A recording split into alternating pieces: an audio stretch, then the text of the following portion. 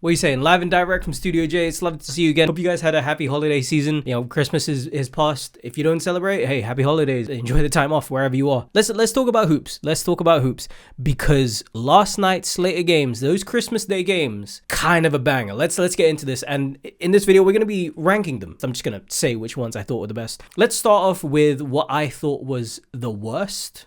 I mean, it's hard to say worst game of the night. Just to preface, I didn't watch the Suns versus the Nuggets. So that one is going to go in the didn't watch tier. I would have loved to watch it, but hey, this game starts at 3:30 in the morning. And I've watched 4 consecutive games. I'm tired. I can't keep doing this. I got kicked out of the bedroom from my TV and I had to watch it in here. I was not doing that again. So we'll leave that out and we'll just talk about these 4 games here. What I thought was the worst game of the night might have to be the Wolves versus... Actually, no, this was actually pretty good. I think all of these games as a whole, great for the league, especially on Christmas. Firstly, I want to put one thing in the tiers is the talk from like pundits and ESPN especially. No one's talking about the game and you wonder why like viewership is down is because we're not pushing these talents. Like people were complaining like, oh, why is it the Spurs versus the Knicks? Why is it the Wolves Mavericks? We should have got OKC in there. I'm like, did it matter in the end? If you were going to watch basketball on Christmas Day, you were going to watch it regardless. And they just gave you marquee matchups. So, okay. I thought that the Wolves Mavericks might have been the worst of them, mainly because of a lot of the other games felt like it was a battle, right? And it felt like they were tight, they were close. Knicks Spurs, tight the whole way through. Lakers Warriors, tight the whole way through. This game had a bit of a lull in it, where in that third quarter they were down like 20, and I went to go eat. I went to go do other things because I was like, okay, they're probably not going to win this. I can tune out, I can go have dinner, it's fine. I come back and it's like a 10-point game. And I'm like, oh, okay, well, I guess I could start watching again. When it isn't as exciting as it can be, yeah, people are going to tune out and watch other things, check other channels. That was kind of what happened during this Timberwolves Mavericks game. Luka goes down with an injury early, especially because he was cooking. He went on like a 10-point stretch all on his own. A great game from Luka, but it's hard to keep it going when like, damn, your best player's out. Okay, let's regroup. And for what it's worth, the last 10, 15 minutes of this game, great. Cinema. Loved it. So I think this one goes into the 4th slot of today. Oh, of yesterday, rather. The 76ers Celtics might have been the 3rd best game. And by no means am I saying they were bad games or bad teams or whatever. I think that this was a great game for the Sixers because I think they needed it.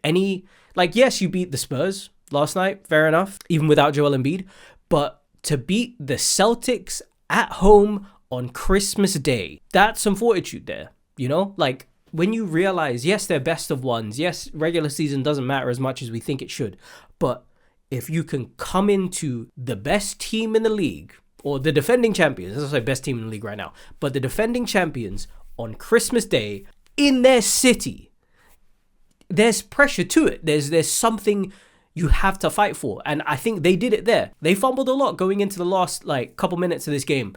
2 straight turnovers. Joel Embiid turns it over.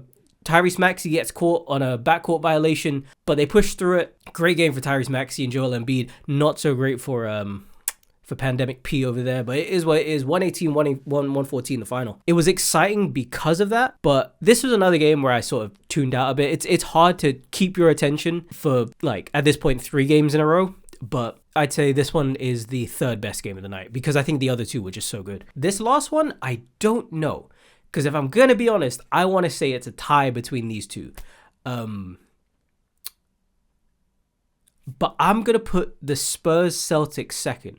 In my head, I think that this was the best game of the night. But it was the first game. So I was ready. I was excited to watch basketball. This game was fun. This game was everything you wanted it to be. Great performance for Vic, 42 points, 18 rebounds. Mikal Bridges fights back, 41 points, a rebound and 4 assists, which looks really funny on a score sheet because it makes it look like Mikal did not do as much as Vic. It's a 1-point difference, but it's a 17 rebound difference. But I will say this one set the tone. I think this was, okay, we're going to have a great slate of games today. I think this one fits nicely second because I think what makes a great game is a good ending. but also a good story. I think the Lakers Warriors have that. The NBA posted like a little interview between Steph, LeBron, and KD. I think it was nice to coincide that with this game on Christmas Day. And especially these two teams, or let's say these two teams, LeBron James has a rivalry with the Warriors,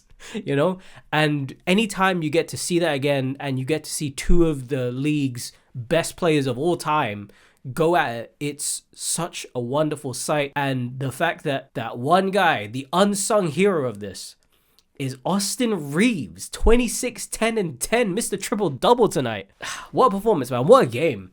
I didn't expect Austin Reeves to get that last shot. He gets pretty much stuck, can't pass it out, has to take it on his own. Rui Hachimura does a great job of removing the help defense, but Austin Reeves, man, the ball's on him. Steph is dueling now. He's ready. It's night time, and we can feel it in the Bay Area. We can feel it from here in London. To not win this game must have been heartbreaking, because I remember them saying this was important.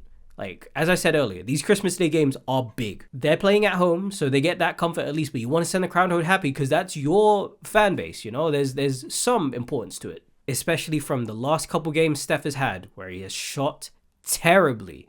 This was a great bounce back game for him. 38 points, 1 rebound, 6 assists. What more can you ask for Christmas, man? The NBA gave us a gift last night, and yeah.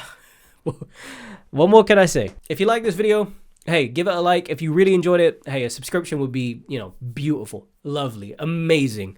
Make sure to follow on other platforms. I started Twitter because I was tired of just reading things that other people were posting and be like, maybe I could just start doing that myself. So yeah, Twitter is the same, ISOJHoops. Follow me on TikTok as well. Same, it's the same everywhere. Follow ISOJHoops everywhere. But don't, like, literally, but like on socials. But yeah, I hope you have a great holiday season. I may or may not be back next week because, you know, New Year's. But, you know, have a good one. Rest easy. Enjoy your time off. If you have time off, enjoy your time with your family. If you have family, enjoy your time, man. Life is short. Have a good one. Bye-bye.